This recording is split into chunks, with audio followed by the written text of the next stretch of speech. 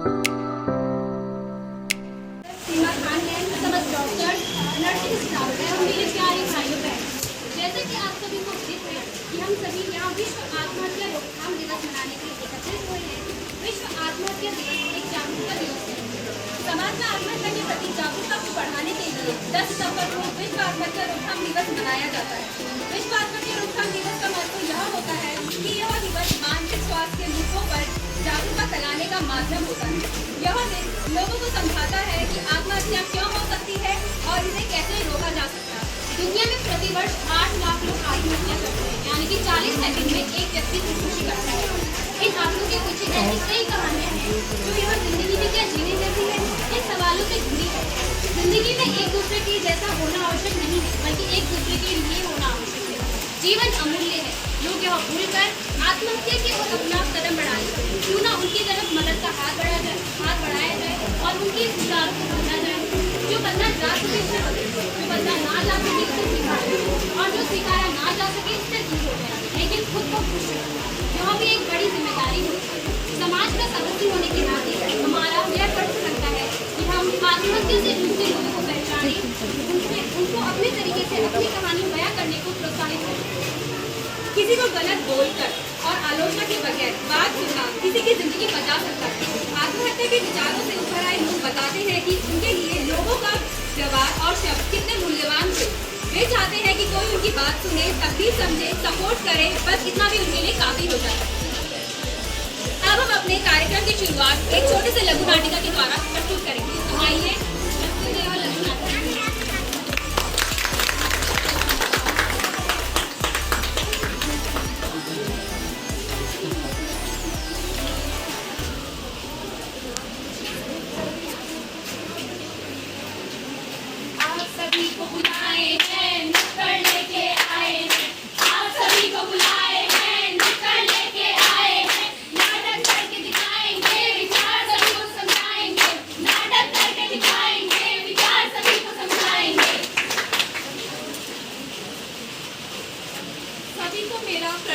माननीय अतिथि, प्रधानाचार्य महोदय, सम्मानित शिक्षकगण और यहाँ पर उपस्थित सभी लोगों को हमारे कॉलेज के वर्ल्ड सुसाइड प्रिवेंशन डे पर आयोजित अवेयरनेस प्रोग्राम में खुले दिल से स्वागत करती हूँ। World suicide prevention day Hindi में विश्व विशेष दिवस, जिसका उद्देश्य आत्महत्या को रोकना और उनके प्रति जागरूकता फैलाना है। यह दिन विश्व भर में 10 सितंबर को मनाया जाता है। आत्महत्या एक मानसिक स्वास्थ्य समस्या है जिससे व्यक्ति अपने जीवन को खत्म करने की कोशिश करता है। यह दिन लोगों को आत्महत्या के खिलाफ सहयोग और समर्थन प्रदान करने के लिए जागरूक करता है और सामाजिक मानसिक स्वास्थ्य मुद्दों पर ध्यान देने का संदेश देता है। आज हम एक लघु नाटिका के माध्यम से हमारे समाज में औरतों की परिस्थिति के बारे में दर्शाना चाहते हैं कि कैसे उनके सक्षम होते हुए भी उनको पढ़ने से रोक दिया जाता है, उनकी इच्छा के विरुद्ध उनकी शादी करवा दी जाती है और उसके बाद 10 तरीकों से मानसिक उत्पीड़न किया जाता है। हमारी कहानी को सुनाने आ रहे हैं पिता की भूमिका निभाते हुए नीलम सती,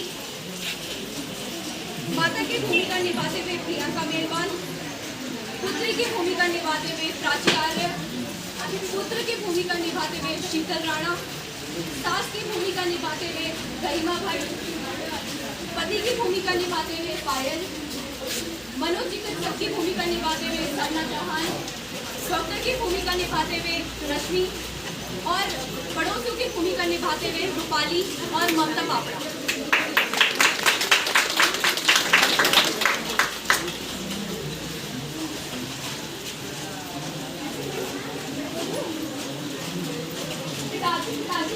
देखिए मेरे 90% आए क्या बेटा, सच बोल रही हूँ। मुझे तुम्हें बहुत दर्द है बेटा, आज तुमने मेरा नाम रोशन कर दिया है बेटा। दादी देखिए मेरे भी 99% आए हैं। सॉरी सर, दादी माँ का टूटे में हाथ हटाओ।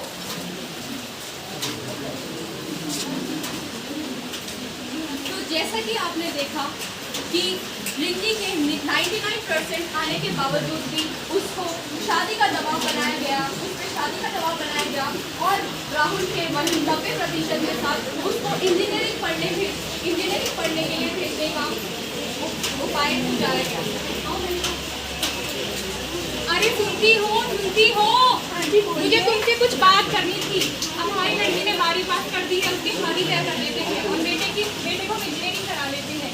मैंने लड़कों वालों से बात की है, तो तुमसे बुला लो और मैं इससे अपना दीदी से बात करके आता हूँ। हाँ, ये बात तो आप बिल्कुल सही बोल रहे हैं, ऐसा ही करेंगे। रिंकी बेटा कहाँ हो बेटा? बाबा बोलिए ना। बेटा मुझे तुमसे कुछ जरूरी बात करनी थी। मैंने तुम्हारी शादी तय कर दी है। कैसी बातें कर रहे हैं बाबा? शादी कह रहा हूँ बेटा, तुम्हारी शादी तय कर दी। नहीं बाबा, मुझे पढ़ना है, आप समझते क्यों नहीं है? बेटा तुम्हारी शादियों की मैं कुछ नहीं, मेरी 99% है बाबा, आप समझती क्यों? बेटा चलो। नहीं माँ, मुझे शादी नहीं करनी है, आप समझती कुछ कीजिए। तो देखा आपने, रिंकी की क्या होगी? शादी। और राहुल को क्या करने भेजा था? आगे देखिए नाटक में क्या होता है।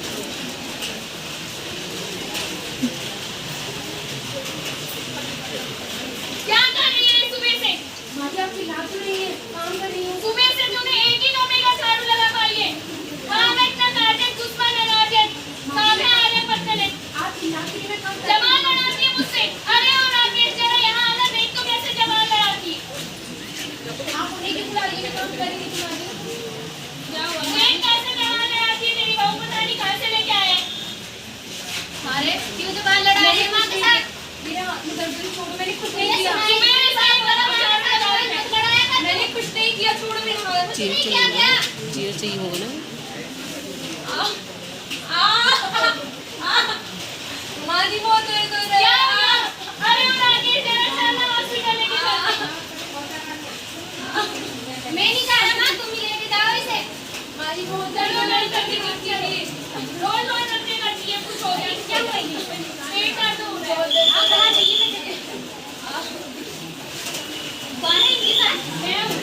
देखिए हम इनके बच्चे को नहीं बचा पाए, अभी कभी मानी बन सकती है। हमने कहा था नहीं, कल ऐसी कर्मुखी आई हमारे घर में। अरे आप क्यों कह रहे हैं? मेरा क्योंकि क्या गलती है, जब आपने इनका खैर ठीक से नहीं रखा होगा तभी तो ये सब कुछ हुआ होगा ना। करती क्या है वो घर में? देखिए हमेशा एक कमरे का झाड़ू नहीं लगा पाती है। देखिए आप इसका अच्छे से ध्यान रखिएगा, ये घर ले जाइए। फिर घर पे मैं घर जाने बच्चों, मेरा कोई दोस्त नहीं है तुम्हारी, मेरा दोस्त है फिर।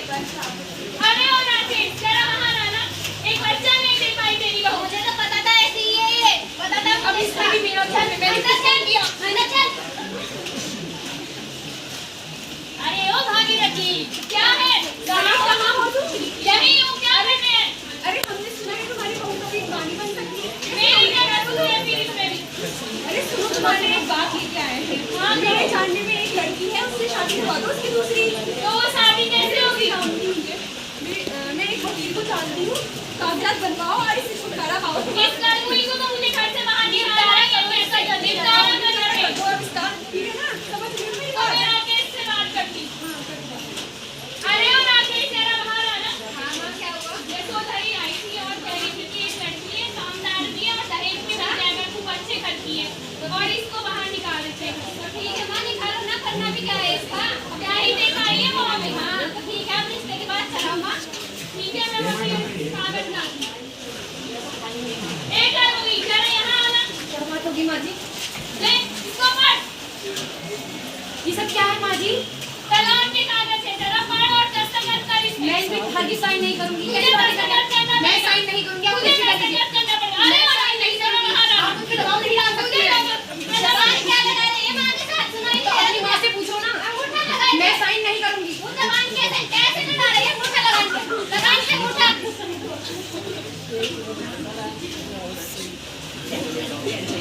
अभी तो वो अपने संतान को खोने के गम से उभर भी नहीं पाई थी कि उससे पहले उसकी मतलबी सास और शराबी पति ने उसे छुटकारा पाने के उपाय के बारे में सोचना शुरू कर दिया। समाज में यह बात आग की तरफ फैलने लगी, जिस वजह से समाज के तानों का भी उसे सामना करना पड़ गया। देखिए आगे रिंकी इन सब का सामना कैसे करती है।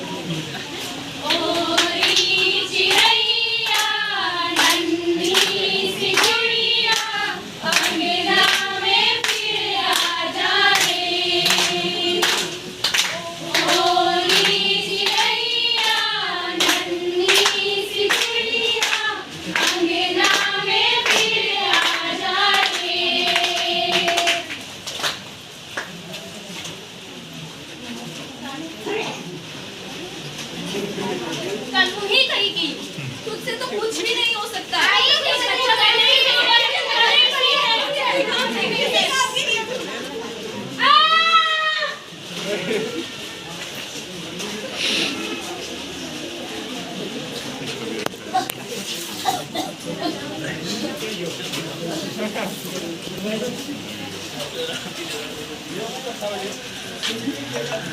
जब कोई राह नजर न आई और आखिरी उम्मीद ने भी साथ छोड़ दिया, मजबूरन रिंकी को आत्महत्या जैसा महापाप चुनना पड़ेगा।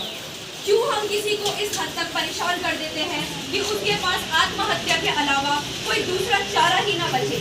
लेकिन कहते हैं ना, जब अधर्म हद से पार होता है तो धर्म की स्थापना करने के लिए ऊपर वाला हमेशा अपने किसी फरिश्ते को भेजता है। उसी तरह रिंकी की जिंदगी में भी एक फरिश्ता आता है जो उसकी जिंदगी की रुख ही बदल देता है। रिंकी, मुझे ये तो नहीं पता तुमने आत्महत्या क्यों की, आपने क्यों बचाया उस इस संसार में प्रत्येक मानव में तनाव है और इस तनाव का हल ये तो नहीं कि वो आत्महत्या करे। आप नहीं जानती मैम, मेरा पति रोज दारू पी के मुझ पर मारपीट करता था और वहीं दूसरी तरफ मेरी सास वो मुझे बच्चा ना देने की जब मैं ताना देती थी, तो मैं करती तो करती क्या। मेरी बात सुनो, मानव देह अमूल्य है और इसकी सार्थकता को समझो। कोई तुम्हें यहाँ और मुझे तुम पे पूरा विश्वास है कि तुम अपना नाम रोशन करोगी और आगे की पढ़ाई आगे करोगी। शायद आप सही कह रही हैं कि लड़कियाँ पिंजरे में कैद होने के लिए नहीं, घर में कैद होने के लिए नहीं, जबकि अपने सपनों को पंख देने के लिए बनी हुई है। तो कोई भी शक्ति ऐसी नहीं है जो महिला शक्ति को रोक सके। आप सही कह रही हैं मैम, अब मैं वही करूँगी जो आप कह रही हैं और अपना मकाम हासिल करके दिखाऊंगी। और मैं एक और बात कहना चाहूँगी कि औरत बोझ नहीं, बोझ बनाया हमने है। सती से लेकर बाल विवाह दहेज बनाया हमने है, समाज बनाया हमने है, रिवाज बनाया हमने है, इन औरतों को आवाज बनाया हमने है।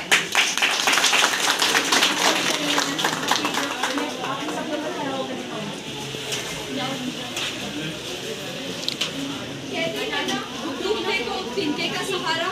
उसी प्रकार एक मनोचिकित्सक की प्रेरणा देने की वजह से रिंकी के जीवन में एक सकारात्मक परिवर्तन आया, जिसने उसे एक बार फिर जिंदगी के उतार चढ़ाव से लड़ने की हिम्मत दी और उसे पार कर दिखाने की कोशिश की उसे।